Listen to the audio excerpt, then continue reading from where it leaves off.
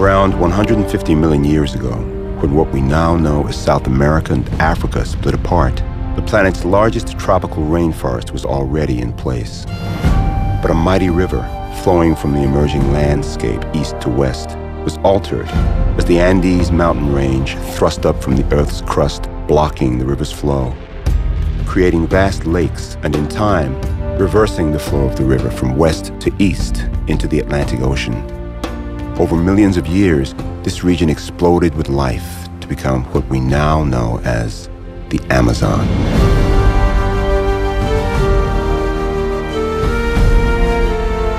The name itself evokes adventure, exotic beauty, remoteness, and danger. But few truly understand or appreciate the global importance of this region.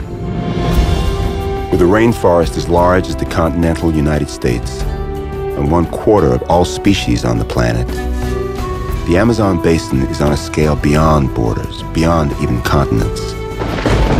Influencing the climate of the entire planet, the basin is home to over 30 million people and part of 9 countries. 20% of the world's fresh water flows from the Amazon, changing the Atlantic Ocean for 125 miles out to sea. In spite of the enormous scale of this tropical rainforest basin, scientific evidence increasingly has revealed how fragile this ecosystem is and how what happens here will influence global climate dramatically, possibly irreversibly, within the next 10 to 20 years.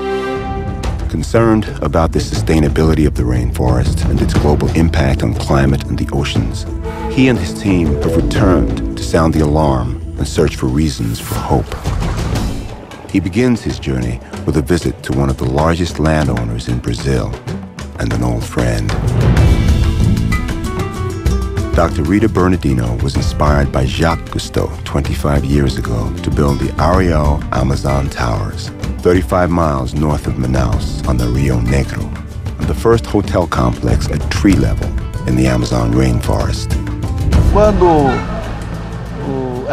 When the group of Jacques Cousteau arrived, your father, E ele me disse assim: faça hotel na floresta que o mundo inteiro vai querer ver.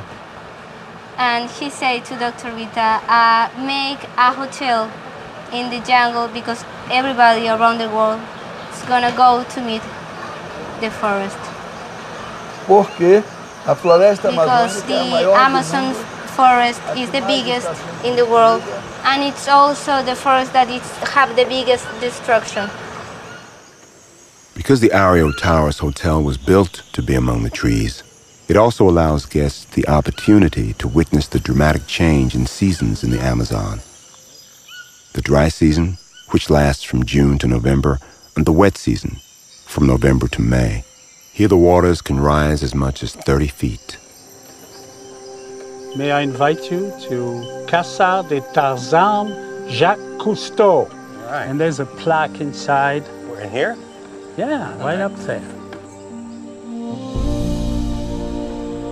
That was during the Amazon expedition, and it was Kacha, and we had a monkey, and lost in the jungle, Calypso. I mean, this has been a great honor that Ellen and Rita and her father honored us when we came here.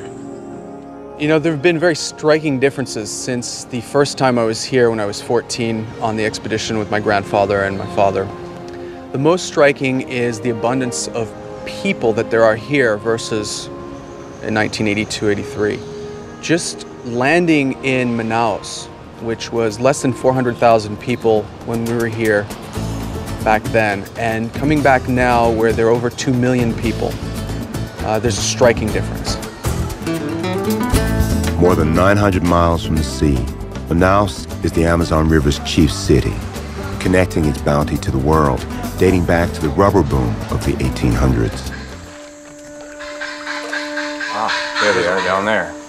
Diver dead ahead. Yeah.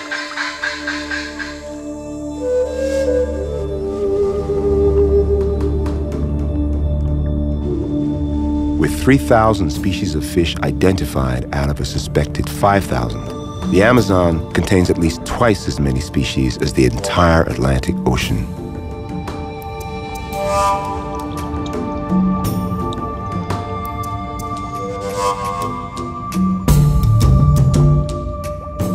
This includes the stingray, left over from a forgotten time when a prehistoric ocean reached into what is now the Amazon River basin. More than 20 species of stingray hide in the Amazon's waters, equipped with ancient eyes like periscopes that are adapted to the low light of the river. Its barbed tail, more like a dinosaur, hides a venomous spine for defense when hiding fails.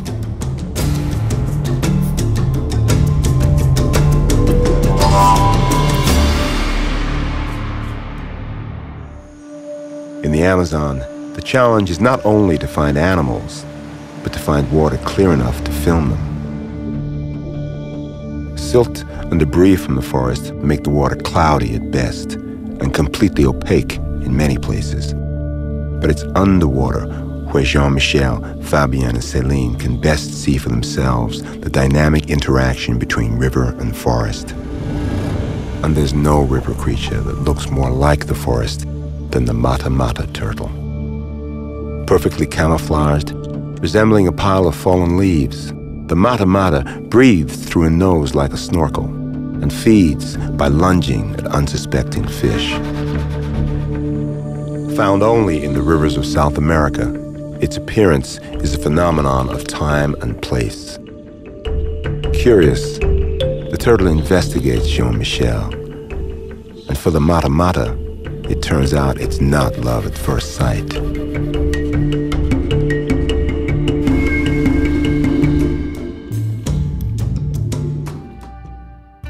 For the team, months of work and many questions still lie ahead. They return to Manaus, where they restock their provisions and disperse into separate teams in order to cover more ground and investigate different issues.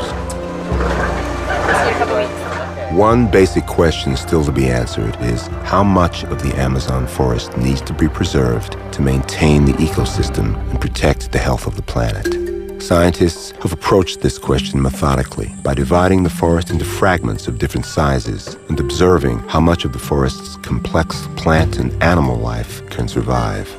Increased ecotourism is a positive piece of the puzzle, and a good example is the Mamirwa Sustainable Development Reserve.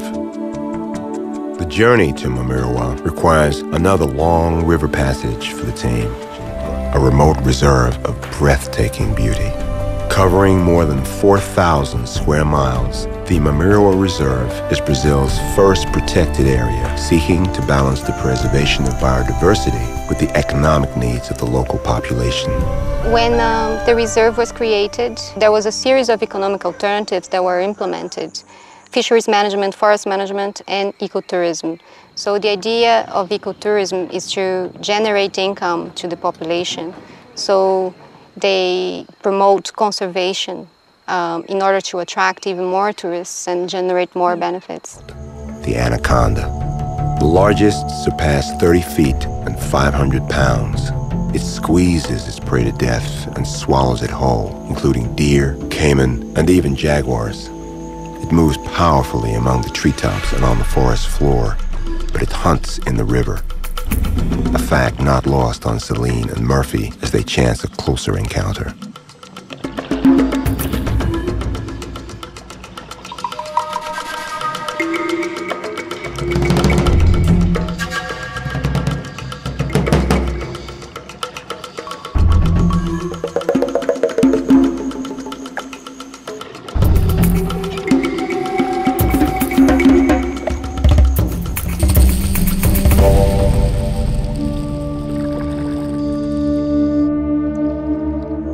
So how do you think the tourism benefits nature?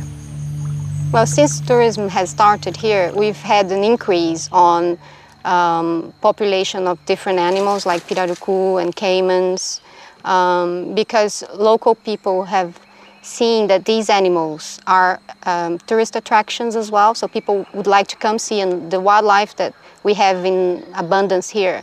So in that sense, Tourism helps promote conservation because people want to come here and learn from the ecosystem and see this beautiful wildlife. So not only are the local people benefiting from getting jobs, they are also learning conservation because of the interest of the tourists. Perhaps no animal is more an icon of the Amazon than the pink river dolphin, or boto. Its vivid pink color, a display of the male's maturity, something to show off, like antlers on a deer. Largest of the river dolphins, they are protected by law, but it's the mythology that surrounds them that has been their greatest protection. Oh, at least 24 dolphins all around us. I think a lot of people would expect, just as with my knowledge and my background, to be pretty comfortable in the water with any marine life. And to be honest, my first reaction was I was really scared. The fact that these are wild animals, very sharp teeth, here I am venturing into their aquatic realm, and I know they could easily bite me. All they want is a free meal, and if I don't have that, you wonder if they get aggressive. And then after a while, I really relaxed, and I really wonder if they feel that I had relaxed. One time, one dolphin came right up, both pecks. I mean, this sounds a little lovey-dovey, but honestly, almost grabbing me right here, and his eye-to-eye contact was just absolutely spectacular. In most of the Amazon, the boto remain abundant, a living symbol that people do protect what they love. Wow. I see a whole new future and a whole new balance coming out of the Amazon. Managing the Amazon, I look at it, should be managed like you manage a business. And that is the capital that has been given to us. We need to manage it in a way that it provides interests, and that interest can be shared with the planet. Maybe the idea of a sustainable use of natural resources as business would have been considered romantic 20 years ago. Now, it's possible. I believe it's possible to learn from our mistakes and to learn while making a difference in the present. Because if we don't make a difference in the present, we can hardly expect to have the future we hope for. I think we are living the most important 20 years of this region. If we lose the fight for this region in the next 10 or 20 years, forget it.